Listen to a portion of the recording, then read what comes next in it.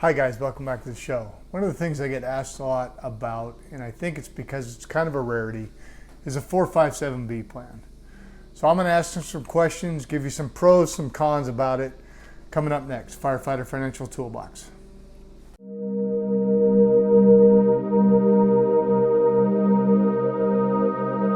Back. The 457 plan, it's a rare thing. Pretty much the only people that have access to that are governmental employees. For example, firefighters, police officers, some school teachers have 457 plans. And then you have some 457 plans that are non-governmental, and those are for people like charities, some hospitals. We're not going to talk about those. We're going to talk about the 457B plan today, which is a governmental plan.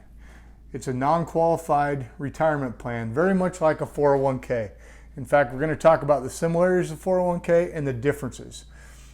First of all, as far as saving for retirement, they both are the same.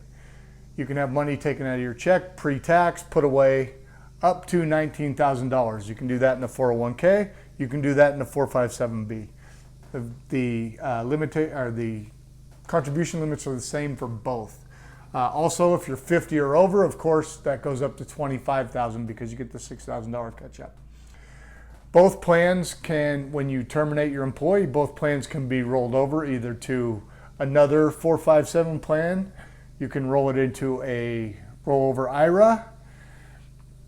The biggest difference with the 457 is that when you terminate when you end working for that organization, you can take withdrawals at any age penalty free. Now, you're still going to pay the taxes because remember that money went in pre-tax. Because it went in pre-tax, Uncle Sam's still going to get his money, right? You're still going to have to pay taxes on your withdrawals. However, unlike a 401k, which has a minimum age penalty-free withdrawals of 59 and a half, you don't have that problem with the 457B plan.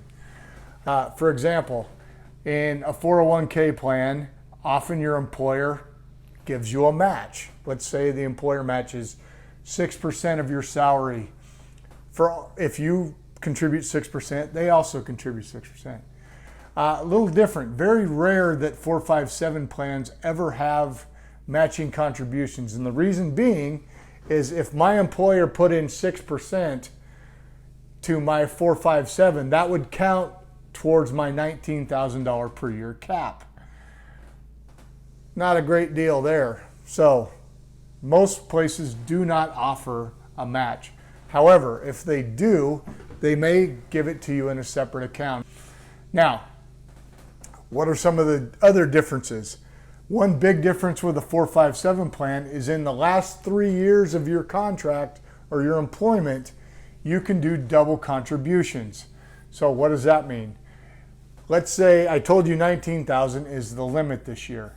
If I was in my last 3 years before retirement and I had not maxed out all of the years leading up to now, I could put in up to an extra $19,000 for the 3 final years of my employment. Pretty good boost to the end of the retirement, huh? Another reason that most places do not have a 457 is because it's often used with employments that have some sort of pension fund. That's another reason that they usually do not have a matching contribution. But it's not all roses. Just like 401ks, often 457 plans do have some limited choices as far as what you can invest in. Usually they'll have mutual funds, they'll have bond funds, they'll have some sort of money market account, they'll have some sort of maybe a stable value fund, which is basically a cash account that doesn't make much. Often they have a lot of other fees involved. You may have administrative costs that you don't see.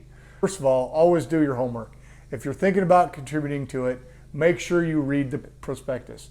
Make sure you understand what's involved. Make sure you understand the fees. Make sure when you pick your investment choices that you understand the fees and the expense ratios involved with that. Good thing, the biggest thing though, the biggest advantage that we have with the 457, I'm going to say this again, is when you terminate your employment with that employer, i.e. when you retire or if you leave that job, you can take withdrawals without penalty. So if I left my job and let's say I retired and I wanted to start a side hustle, I was going to start doing a side business making YouTube videos where I thought maybe I'd make some money, but I needed some money to live on. I could take money out of my 457 and I could control how much taxes I want to pay by how much I took out. Now, remember, I would have to pay tax on that money because it was pre-tax when it went in, but I could use that money for anything I need to. So, is the 457 worth it? If you're in a job where you have a choice between a 401k, a 403b, or 457, it might be worth it, particularly if you're a person who is able to retire early, to consider putting at least some of your contributions into the 457b plan. Knowing that if you do retire before the age of 59 and a half, you'll have the advantage of being able to take those funds out without paying any penalty. Whereas if it was in a 401k and you took it out, you would be hit with that 10% penalty on the amount that you took out. So probably something to think about. As always, understand what you're investing in. Before you do your homework. I can't stress that enough.